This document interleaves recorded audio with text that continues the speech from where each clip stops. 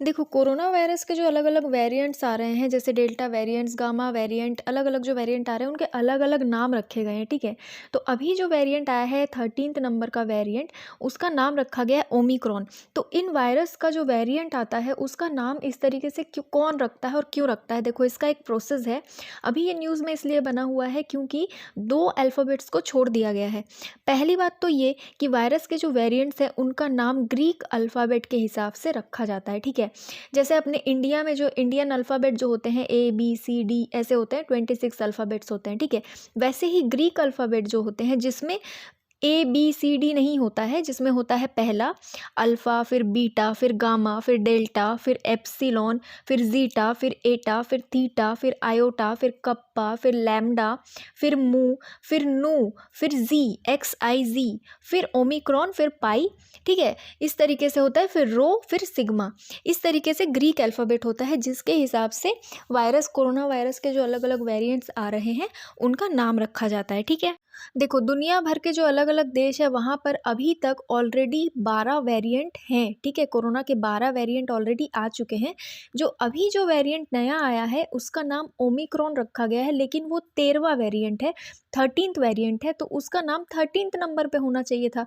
13th number का जो Greek alphabet है, वो है नू, ठीक है? NU नू। 13th पे भी नहीं रखा गया, 14th पे भी नहीं रखा गया। 14th का जो अल्फ़ाबेट है, वो है ज़ी, XIZ। तो ना ही नू रखा गया, नू से रखा गया, ना ही ज़ी रखा गया, ठीक है? क्यों ऐसा हुआ? दोनों वर्ड्स को जो है, दोनों अल्फ़ाबेट्स को जो है WHO ने स्किप कर दिया। ये जो वायरस की नेमिंग होती है, वायरस के वेरिएंट्स की नेमिंग होती है, ये वर्ल्ड हेल्थ ऑर्गेनाइजेशन करता है, ठीक है? तो ग्रीक लेटर्स के हिसाब से करता है। तो ऐसा बोला जा रहा है कि ग्रीक लेटर्स में 13th नंबर का अगर ये वेरिएंट है, तो 13th नंबर के अल्फ़ाबेट के ऊपर रखना चाहिए था। 13th नंबर का अल्फ़ाबेट है नू, नहीं तो 14th नंबर के अल्फ़ाबेट पे रखना चाहिए था। 14 नंबर का अल्फ़ाबेट है ज़ी, लेकिन रखा गया 15th नंबर के अल्फ़ाबेट में ओमिक्रॉन, ठीक है? क्यों ये दोनों वर्ड्स को अल्फ़ाबेट्स को स्किप कर दिया? WHO ने इसका जवाब दिया है। देखो, उन्होंने ये कहा है कि अगर हम नू रख देते, तो नू जो है वो जो अल्फ़ाबेट है, वो कई सारे देशों में यूज़ होता है, ठीक है? और नू जो अल्फ़ाबेट है, वो न्यू से भी कन्फ्यूज़ कर सकते हैं। नू, न्यू एक जैसा सुनने में लगता है, बहुत ही कॉमन अक्षर हैं ये, इसीलिए नहीं रखा गया। और ज़ी, XIZ, देखो ये तो बेहद इंटरेस्टिंग है। ज़ी जिनपिंग, आपने चाइना के प्रेसिडेंट का नाम सुना है ना? ज़ी जिनपिंग।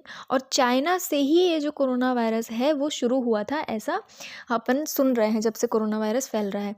तो ज़ी नाम तो बिल्कुल भी नहीं रख सकते थे। अगर ज़ी नाम रखते, देखो WHO ने इस बारे में ये कहा है कि ज़ी जो है वो कई सारे देशों में सरनेम की तरह यूज़ होता है, जैसे कि राष्ट्रपति शी जिनपिंग, ठीक है? तो उनका नाम ही, उनके नाम के आगे ये ज़ी लगता है, तो इस तरीके का अगर हम वायरस का नाम रख देंगे तो ये गलत है, ठीक है? और सही भी कह रहे हैं वो। WHO जब वायरस का नाम रखता है, तो वो उनका एक रूल होता है कि वायरस का नाम किसी भी इंसान, किसी भी इंस्टीट्यूशन, किसी भी कल्चर, समाज, धर्म या बिजनेस या किसी भी कंट्री के नाम पे नहीं दिया जाए, ठीक है? ताकि किसी को भी ठेस ना पहुँचे इसके नाम से। जैसे मान लो किसी के भी नाम पे, जैसे मान लो ज़ी आया था, 14th नंबर का अल्फ़ाबेट ज़ी था, ठीक है? 13th को स्किप कर दिया, चलो नू को स्किप कर दिया क्योंकि न्यू जैसा हो जा रहा था वो। लेकिन 14th को स्किप किया, ज़ी को स्किप किया। अगर 14th पे रख देता, ज़ी रख देता वायरस का नाम WHO, तो दुनिया भर में क्या चर्चा होती कि देखो, ज़ी जिनपिंग के नाम पर कोरोना वायरस के नए वेरिएंट का नाम रख दिया गया है, ठीक है?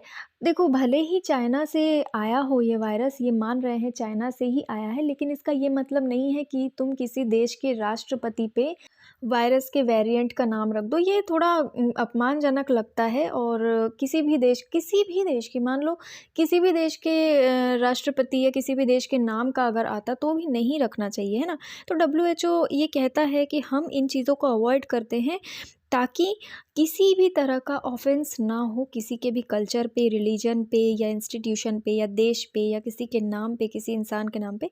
इसीलिए इन 2 अल्फ़ाबेट्स को स्किप कर दिया गया है। आपको ये भी पता होगा कि साइक्लोन्स के जो नाम है वो भी अलग-अलग तरीके से रखे जाते हैं ना, तो उसी तरीके से वायरस के वेरिएंट्स का भी अलग-अलग तरीके से नाम रखा जाता है।